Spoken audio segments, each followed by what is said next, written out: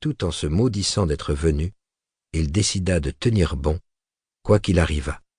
Ses traits se durcirent et une lueur farouche brilla dans ses yeux. Il observa les lieux plus librement, d'un regard perçant qui enregistrait les moindres détails du joli intérieur. Ses yeux étaient grands ouverts. Rien n'échappait à leur champ de vision et, tandis qu'ils s'imprégnaient de la beauté de l'endroit, leur lueur farouche s'estompa pour faire place à un plus doux reflet. Il était sensible à la beauté, et ici, la beauté ne manquait pas. Une peinture à l'huile capta son attention. De grands brisants se fracassaient contre un rocher saillant. Des nuages bas et noirs couvraient un ciel d'orage crépusculaire et, au-delà de la ligne d'écume, on apercevait une goélette qui serrait le vent et gîtait si dangereusement que chaque détail du pont était visible. Il y avait là une splendeur qui l'attira irrésistiblement. Il en oublia sa démarche maladroite et s'approcha tout près du tableau. La splendeur s'évapora.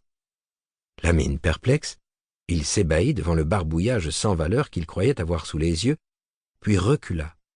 Aussitôt, toute la beauté reparut.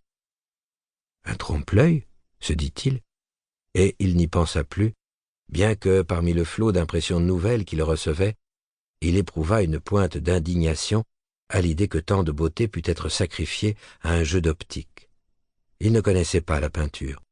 Son œil ne s'était exercé que sur des chromos et des lithographies dont le trait était toujours net et défini, de près comme de loin. Il avait vu des peintures à l'huile, certes, dans des devantures de boutiques, mais la vitre avait empêché ses yeux avides de s'en approcher. Tournant la tête vers son ami, qui lisait toujours, il avisa les livres sur la table et une sorte de convoitise mélancolique passa dans son regard, comme dans le regard d'un affamé à la vue de la nourriture. Ses épaules pivotèrent, et une enjambée impulsive l'amena devant la table, où il se mit à palper les volumes avec affection. Il guigna les titres et les noms des auteurs, lut quelques passages, caressa les pages avec les yeux et les mains. Il reconnut un livre qu'il avait lu, mais pour le reste, les ouvrages et les auteurs lui étaient inconnus.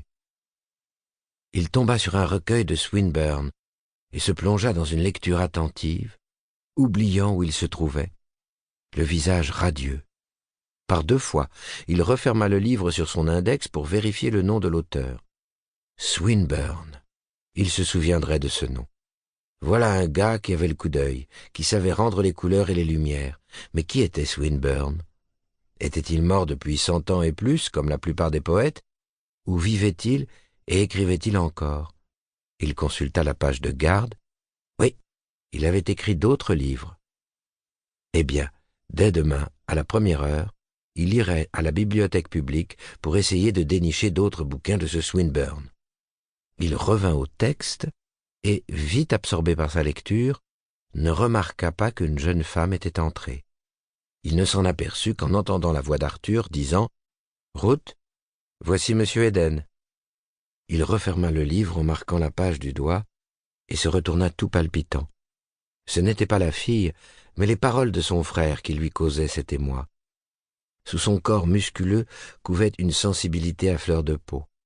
À la moindre intrusion du monde extérieur dans sa conscience, ses pensées, ses sympathies, ses émotions jaillissaient et vacillaient comme des flammèches. Extraordinairement réceptif, il avait une imagination vertigineuse et sans cesse en effervescence, qui procédait par association d'idées. C'était le Monsieur Eden qui l'avait ému, lui qu'on avait toujours appelé Eden, ou Martin Eden, ou simplement Martin, et vous là-bas. Aussitôt, son esprit se changea en une vaste chambre noire, où défilèrent des images de sa vie, des images de chaufferies et de gaillards d'avant, de campements et de plages, de prisons et de bouges, d'hôpitaux et de taudis, toutes associées aux divers noms qu'on lui avait donnés. C'est alors qu'il vit la fille. Un seul regard sur elle suffit à effacer toutes les fantasmagories de son cerveau. C'était une créature pâle, éthérée, aux grands yeux bleus et célestes, avec une somptueuse chevelure d'or. Sa robe, qu'il entrevit à peine, lui parut aussi merveilleuse que sa personne.